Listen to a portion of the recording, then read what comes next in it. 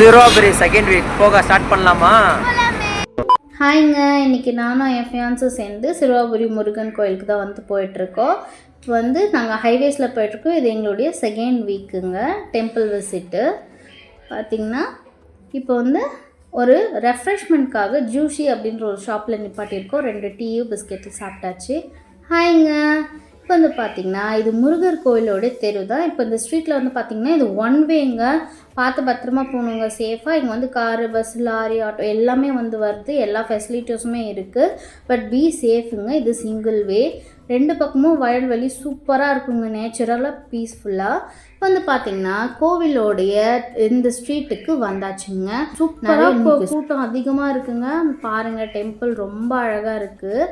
இப்போ வந்து பார்த்திங்கன்னா விளக்கேற்றுறதுக்காக தாங்க போயிட்டுருக்கேன். 20 ருபீஸ் தாங்க விளக்கு ஏற்றிட்டு அப்படியே நீங்கள் வந்து ஆப்போசிட்டில் பார்த்தீங்கன்னா ஒரு குளம் வரும். பாருங்கள், இந்த குளம் எவ்வளோ அழகாக இருக்குன்னு.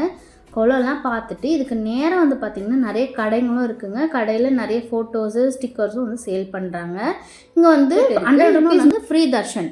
நாங்கள் வந்து 100 ருபீஸில் போனோங்க. மூலவரை அழகாக பார்த்தாச்சு. எங்களுடைய பிரேக்ஃபாஸ்ட்டு முடிச்சாச்சு. கண்டிப்பாக இந்த வீடியோ உங்களுக்கு பிடிச்சிருக்கும். சப்ஸ்கிரைப் பண்ணிக்கோங்க.